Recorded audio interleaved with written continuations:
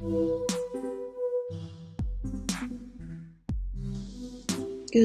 morning, everybody. This is Judith Echo. You're listening to Mad Love. Let's get into it. So, I know there's a lot of crazy shit going on. I mean, it feels like we're coming apart at the seams, but you also have to understand, I think that's by design.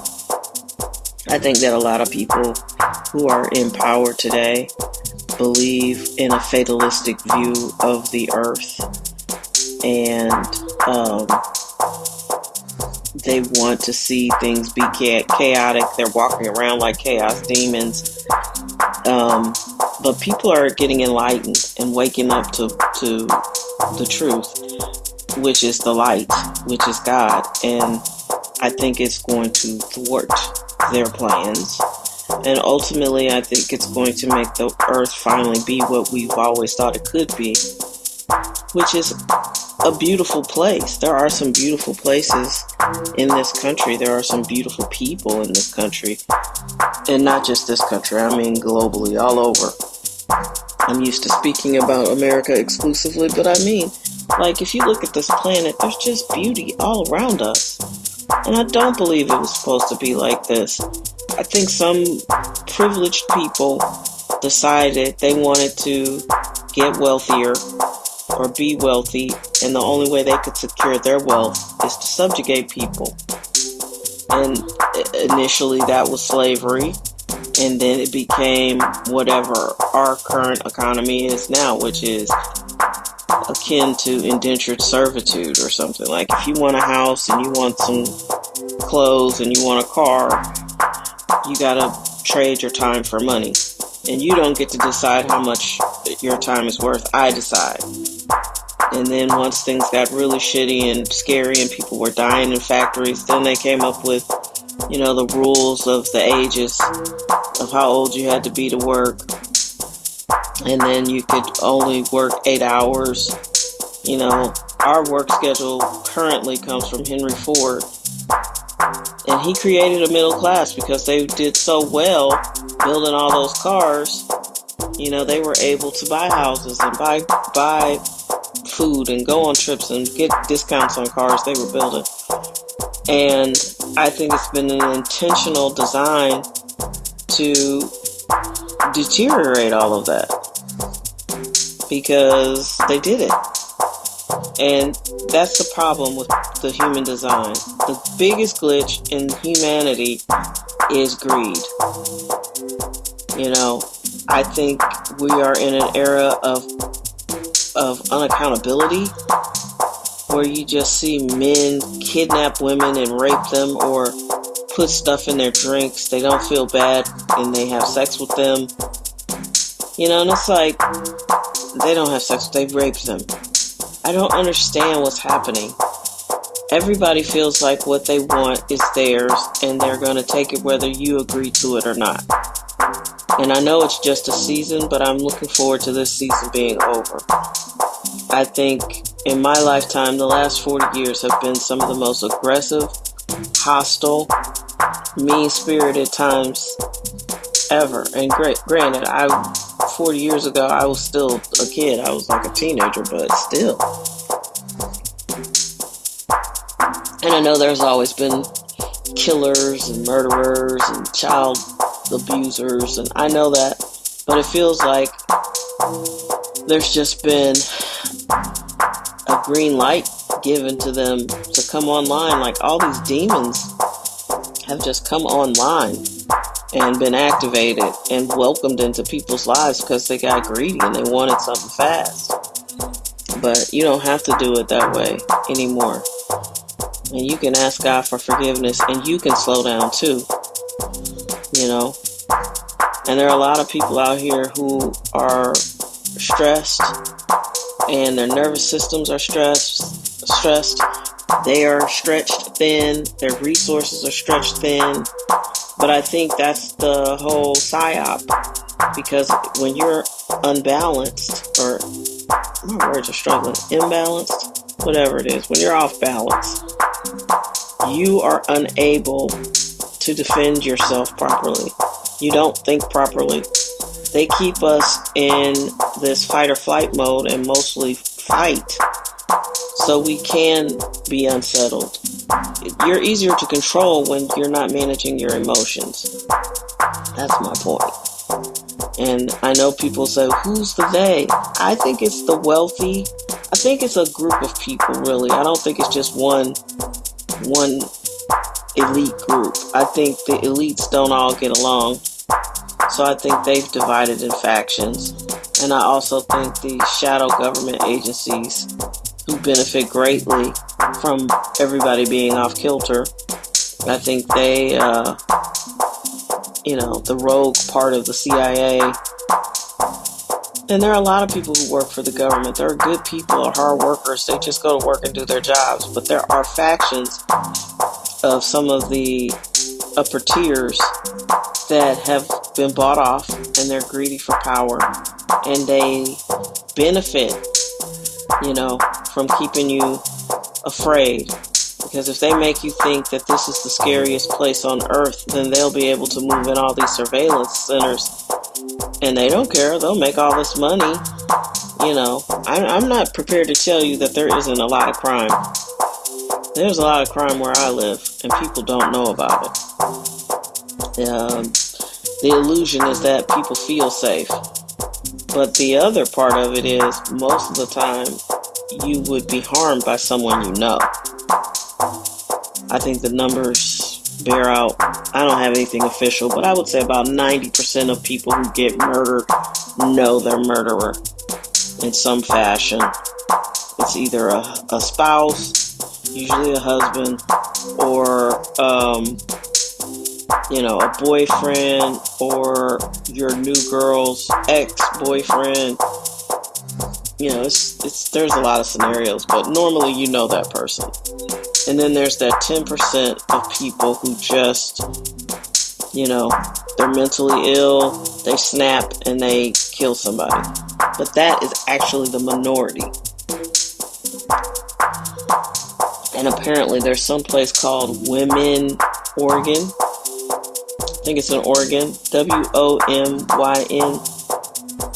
There's a group of women who are in charge of this little town, and they vote who gets to come in, and it's only women, and they have a 0 crime rate.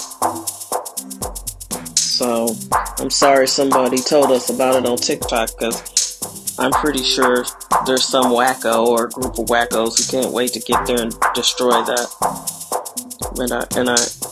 I have a feeling, though, they have ways of keeping people out of their little town. Good for them. Good for them. So, I know my sister was really upset about that shooting in Minneapolis. Listen, even for a regular police stop, that would have been an egregious, just shooting like that, But so what they don't tell you, and I've worked with police, obviously, in the prosecutor's office. I'm not anti-police. That's a tough job. It's a tough job to go in to do something that nobody else wants to do, and you might lose your life. That is a tough job. But what they don't tell you is they get scared, just like you do. I've seen so many shootings that were just a result of fear, whether it's the cops, whether it's the criminals, whoever it is. I don't know all the details as to why this lady was pulled over, but it is clear that cop that started shooting at that close of a range to her was scared.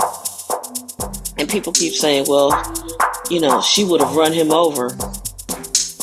And that was his choice to try to stop her like that. When someone's in a vehicle like that, I don't know what kind of training these ICE agents get.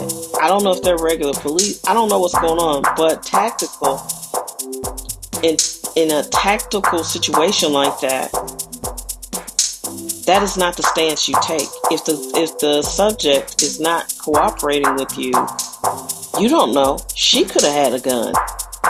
So they already were messed up because they were trying to keep her from driving off by putting their hands on her window. I don't believe that is a procedure by any trained officer team. Like, that doesn't make sense. So then they're trying to hold her, doing that.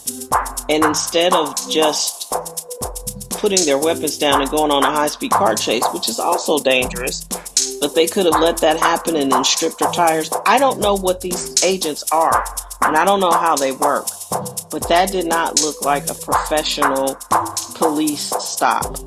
Granted, there are many, many, many poorly trained officers out here. I've seen many officers, even there was a case here where they pulled a car over and the guy stopped on a one-way street. So he decided to flee at one point, and as he's driving off, I guess he realizes there's no way to get off the street. So he turns around and starts driving about 60 miles an hour back towards the police, who, for some reason, decided to stand, Will Smith style, in the middle of the street and start shooting at him. And so, of course, he evades them and then turns onto a very, very, very busy street. I would say there were at least 50 cars, because it was like rush hour. So it was like many, many cars on one side of the street, many, many cars on the other side of the street. And he's barreling out while the cops are shooting at him. And they continue to shoot at him on this crowded street.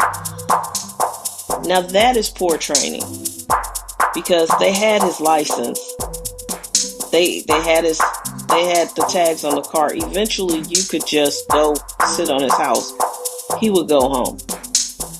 But no, they decided to shoot into traffic. He does get wounded and crashes. And it's an all points. Well, it must have been 50 police cars after that around the scene. But it was all their own fault, because that's not safe. That is not public safety. So that